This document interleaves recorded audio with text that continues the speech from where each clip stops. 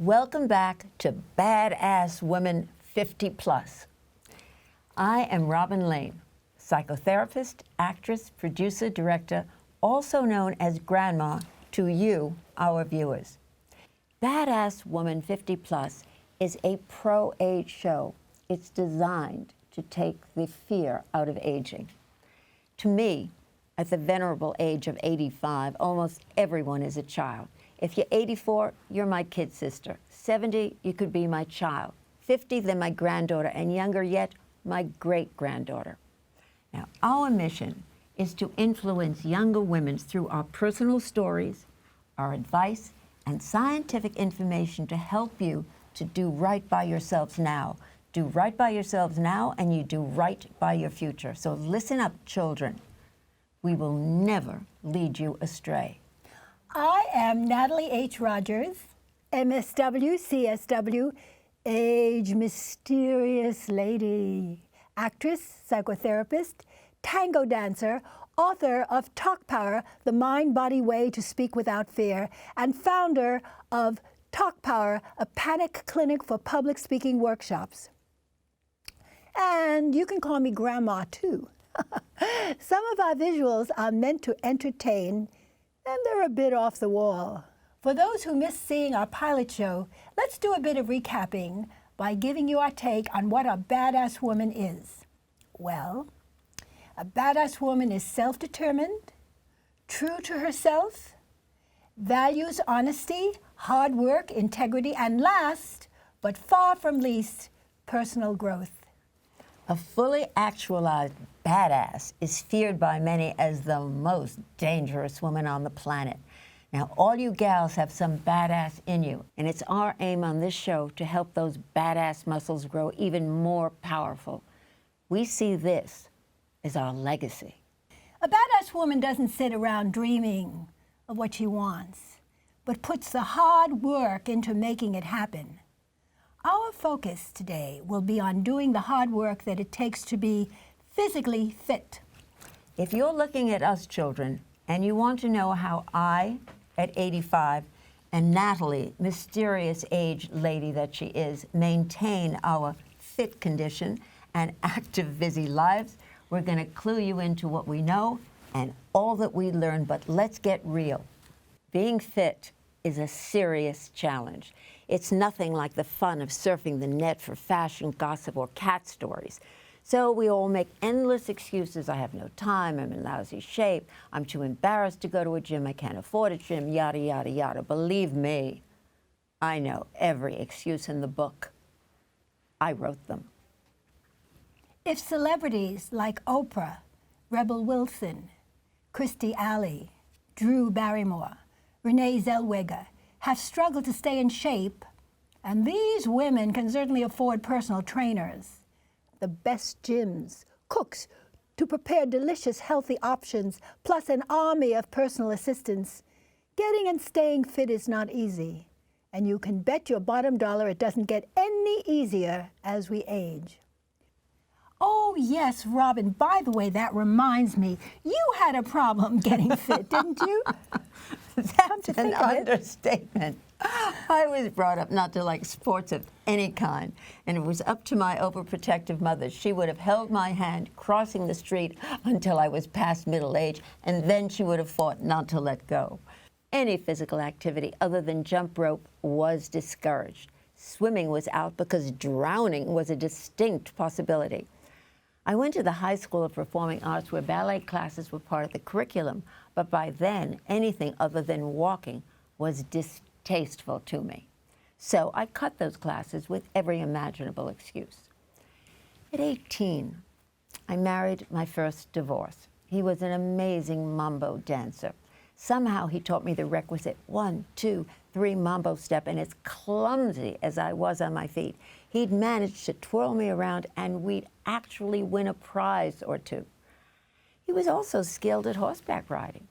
Terrified as I was, he taught me to ride. It always made me nervous, but still, I had more fun than I was nervous. The marriage lasted less than a year, but I got a lot out of it. I learned that I could move and it wouldn't kill me. Well, Robin, and all of you ladies out there, if you want to know how to move, make New York City your gym by getting off the subway one stop earlier. Now that's a 10-minute walk. Another 10 minutes gained is walking briskly to and from lunch. Parking your car a few blocks away from your destination adds 5 minutes more. 20 minutes of exercise is accrued when you walk briskly, doing errands. Take the stairs instead of the escalator.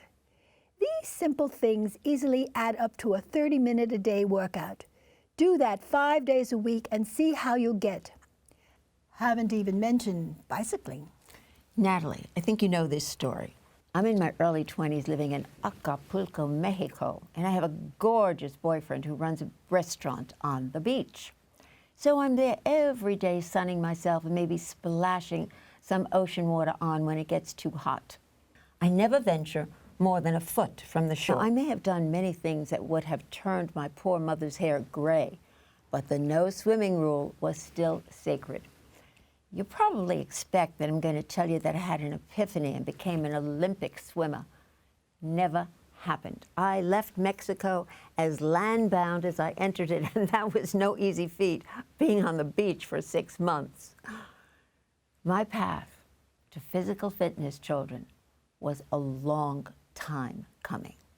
Well, very different from me. In my 20s, I was a nightclub singer with a fabulously trim and slim body. Natalie, we're going to show some pictures of you with the yes. incredible Hey. figure that you had. That's me. Believe it or not, that is me. Well, anyway, at that time, I knew if I wanted to keep myself in shape, I had to exercise so I could wear those gorgeous gowns that I wore at night when I was singing. Well, I did. The problem was that my agent sent me on an international tour to sing in some of the top hotels throughout South America. That was great news. The bad news was that there was no access to a gym, because at that time, many hotels had swimming pools, but not a gym in sight. I was not going to let a little problem like international travel interfere with my determination to take care of myself and my body. As a result, I found a small, lightweight record player. It looked like a hat box that I could travel easily with, and armed with my exercise record, all I had to do was plug it into the wall of my hotel, and voila! I had my exercise routine, my personal gym. I have continued to include this into my daily practice, and it has kept me healthy and strong. I think she came out of the womb doing sit-ups. That's funny. I was never blessed with your innate physical abilities. All the time that she was working out, I spent shopping or looking at myself in the mirror. And lo and behold, one day in a very posh Beverly Hills hotel, I am in my room, naturally looking in the mirror, taking off the bathing suit that never got wet, and I see something on my thigh that I couldn't recognize, didn't even know the word for. Cellulite. Desperately, I searched for cures, then followed treatments of wraps in cellophane, in bandages, wraps with salt, without salt, with heat, with steam, and just about everything but ketchup. And as we say in Yiddish, so gar nicht helfen, nothing worked. So, after going broke with all these treatments, I had to face the fact that laying there and letting somebody else try to get me in shape was a lost cause. And as I was comfortable with walking, but it hadn't done the trick, I crossed my fingers and I started running. Now, back in the day, we weren't informed enough to run on soft surfaces. So my knees at 85 aren't as good as they would have been if I had run on soft surfaces on grass. So remember, children, to run on soft surfaces. But run I did. And to my surprise, it wasn't so bad. The hardest part always was getting started. I'd make every excuse to put it off. And by the time I get going, it'd be pretty late in the day. But as I was an actress, I didn't have to get to work till the evening performance. I worked that out by running from my house to the theater, which was a good couple of miles. And best of all, though it took a while, eventually the hated cellulite was gone. I know, today there's liposuction. Well, I am happy that I didn't have that option. For sure, I wouldn't be as fit as I am, and my future would have turned out quite differently. But truth be told, I still wasn't all that disciplined. There remained a lot of miss and hit and miss and hit and miss times to my running. But something in me had seriously shifted, and I became woke to the understanding that, like it or not, aerobics was going to be part of my life forever. Ladies, if this story doesn't encourage you to do some aerobics, nothing will. Robin, did you know that a new study from Sweden shows that women who are fit in midlife are 90% less likely to get dementia decades later? We're all afraid of that. Researchers closely followed a large group of women for 44 years, so it was a very serious study. While both groups lived just as long as the other, those who were aerobically fit in the initial test and continued to be so had a dramatically lower rate of dementia. As a matter of fact, 90% lower. That's a serious quality of life issue, don't you think? Speaking of exercise, in my early 40s, I had just had a baby girl, my darling Colette. Of course, the sleek, shapely, tiny waist I thought was mine to keep forever was a thing of the past. I was very sad. It was very sad. Am I going to get old now? I'd cry to myself. Imagine that, at 40, I asked that question. Was I a mess?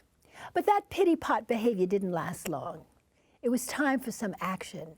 I knew that if I didn't do something right away, my young body, would soon be slipping away from me day by day, moment by moment. And so, after looking over my choices, which were, now you tell me what you would choose. Should I stop eating? Should I become bulimic? Should I begin taking diet pills?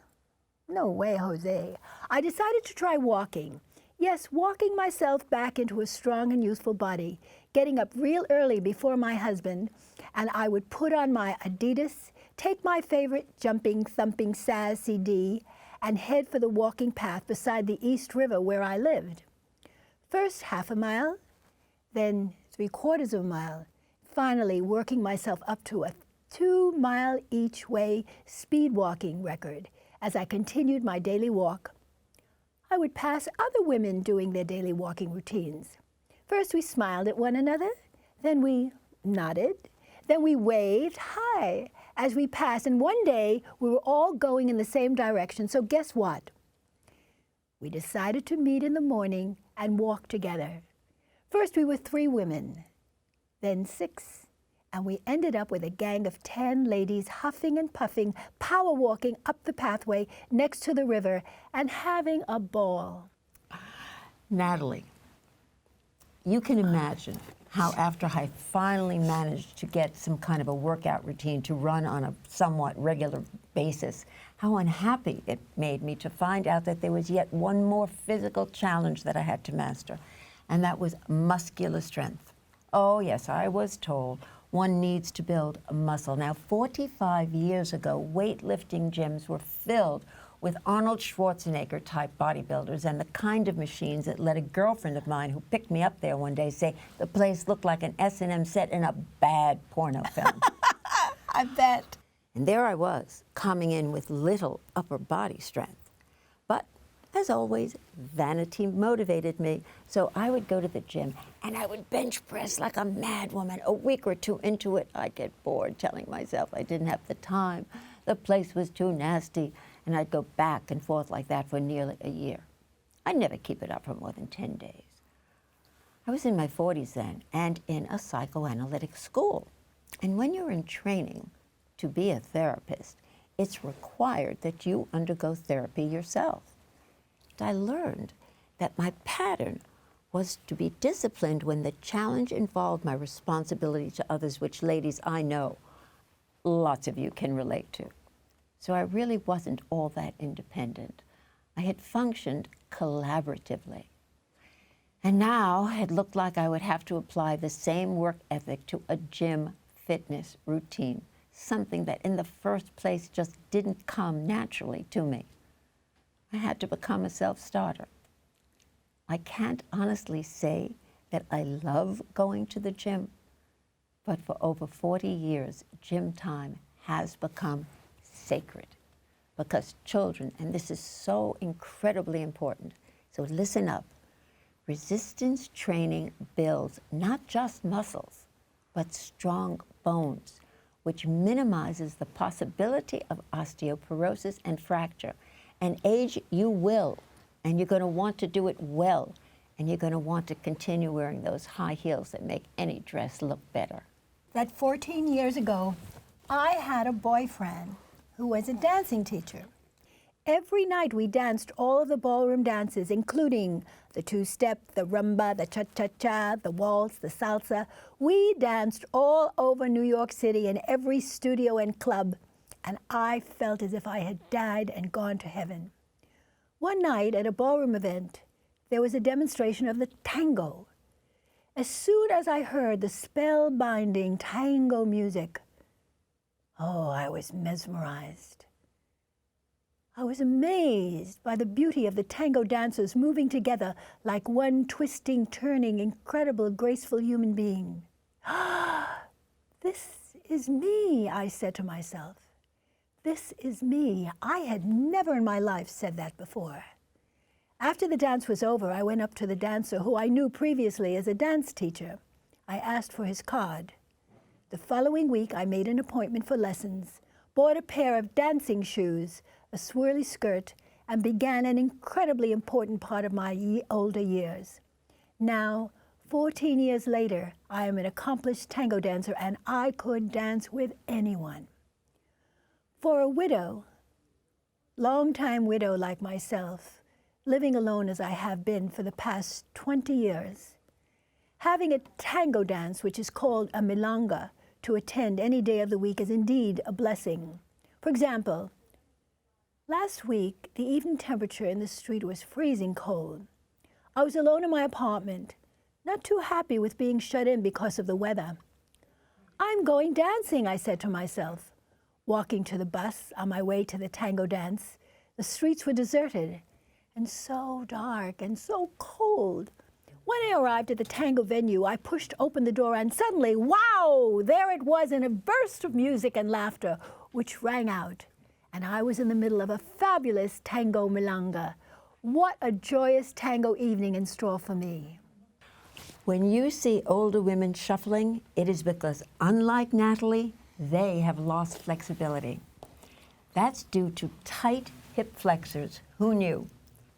Flexibility equals balance, which is a bigger deal than you can imagine, especially as you age. Anyone out there who thinks falling and breaking something is the way to go? My way to flexibility, like me, is odd. I listen to the same songs each and every time I do my flexibility workout. It never varies. They say that most people's musical taste is fixed by the time that they're in their 30s. Mine was fixed back in the 60s. I was crazy for Sam Cooke. I had met Sam, so sweet, so handsome, because my girlfriend's husband was his manager. After he was murdered, I expanded my repertoire to include Marvin Gaye. Now, I tell you this because that's how I maintain mobility. I go to Spotify to Sam, where each song is exactly 3 minutes long. This way, I don't have to watch the clock. I don't have to count. I stretch in one direction for the duration of one song, and then the other, and go back and forth like that. Then I go to Marvin Gaye. I stand on one leg and then the other leg using the same melodious methodology. I'm back in the day, and it makes 36 minutes of stretching and balance tolerable. The moral of this long story is that we all have to find what works for us, but find it we must. And you know what Harvard Medical School says about all this? Starting at about age 40, people typically lose about ½ an inch in height each decade. Lose more than ½ an inch and most likely have osteoporosis. We all know what that is, don't we? If you lose more than ½ an inch in a decade. Right. Right. Now, who is at greatest risk? You, women over the age of 50. I don't mean to scare you to death, but exercise slows down bone loss. Put that on your refrigerator and look at it every day. When I've turned 50, a friend of mine invited me to go with her to a yoga ashram in the Bahamas. That's a kind of retreat where people go for a vacation and they do yoga. Even though today yoga is a mainstream word, as familiar as granola, tofu, burgers, and smoothies, 30 years ago, yoga was a sort of mysterious, perhaps a little creepy thing a few odd people did, none of whom were anybody we knew. So naturally I said, no, I think I'm going to pass on this. Well, that afternoon, I had lunch with my husband, Harold, when all of a sudden he picked a fight with me about the renovation I was planning to do at our house, which, by the way, I was paying for. This went on for a while, me defending myself and him in turn trying to get under my skin. Finally, I had it. I walked out of that restaurant. I called my friend. Creepy or not, I was going to be in the Bahamas at Shivananda with her to spend a week at the Shivananda Yoga Retreat, learning to do yoga, to meditate, and to enjoy the delicious vegetarian food that someone else was cooking for me for a change, having the time of my life. That is how I found my way into the world of yoga, which to this day has kept me flexible, best of all, sane. Young or old, yoga is for everyone. It will change your life. The exercise practice, the meditation, the philosophy. With yoga in your life, believe me, you will never again feel desperate. You know, Natalie, it's no surprise that after menopause there can be weight gain. But I think it's a surprise to learn that hormonal challenges alone are not the sole culprit. Regardless of what you tell yourself, studies show that lifestyle accounts for most of it. Excess weight gain, especially around the midsection, increases the risk of heart disease, type 2 diabetes, colon cancer, gallbladder problems, and stroke. Right. So children, if you do even some of the things that we are advising, you probably won't have to struggle with any of the aforementioned nasties. Our lifespan now is close to 79 years, and we all know women in their 50s, 60s, and 70s and 80s whose quality of life has been hampered by infirmities that never had to happen in the first place. Back in 1970, the Texas Southwestern Medical Center started collecting medical records for close to 19,000 middle-aged healthy folks who'd come to the clinic for checkups. Some 20 years later, researchers checked the Medicare claims of those subjects, most of whom by then were in their 70s. Outcome? Predictable. The least fit at the time of the middle-age checkup were the most likely to have developed serious or chronic conditions. Nobody lives forever, but which way do you want to live? With illnesses that appear in the last 15 or 20 years of your life, or at the end of it? Advanced planning can change your future. I've been reading about the benefits of trampoline jumping. Yes, the trampoline. Jumping up and down on the trampoline was advertised and scientifically verified as the most active type of exercise because every cell in your body was stimulated and vibrated. So, when my daughter Colette asked me, "Mom, what would you like to have for your birthday?" I said, "I want to have a trampoline."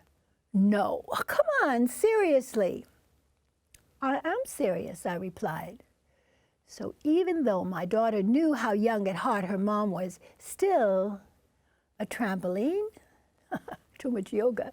Shaking her head, she and my son-in-law Alex set out to find me the very best home trampoline they could, one with a bar on the top that you hold on to. And they did.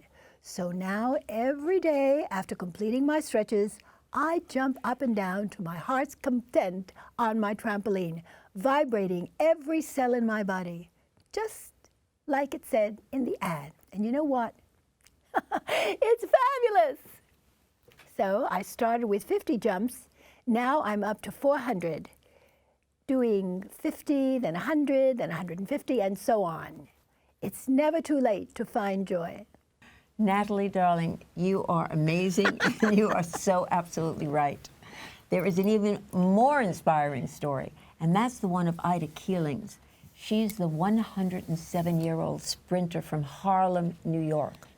When she was 67 years old, she had a terrible tragedy befall her. Within the span of 3 years, she had lost both of her sons to violence. Oh. She was in a depression.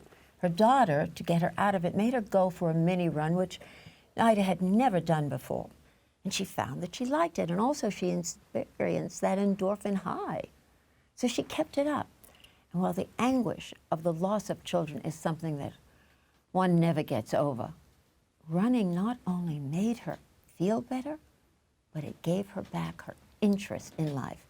I want to read to you something that she wrote when she was 104. I'm not as fast as I was, but I go whatever distance I can. And if I start a race, I finish it. I go to the gym and ride my bike. I work out. I stretch. I reach. I do push-ups. I do upper weights. I get on the floor and I turn my feet over my head, and when I don't get out of the house, I stay right here and work out in my room. I am as healthy as a 25-year-old. I have no intention of slowing down. Age ain't got nothing to do with it. If you really want to do something for yourself, go out and do it. And if you fail, you try and try and try again. That is an astounding story. There's also the added benefit in staying fit, that vain creature that I am, of course, I appreciate. You look good in clothes, and they're easy to find because most stuff fits. I like that too. Bye for now. We are staying badass. See you next time.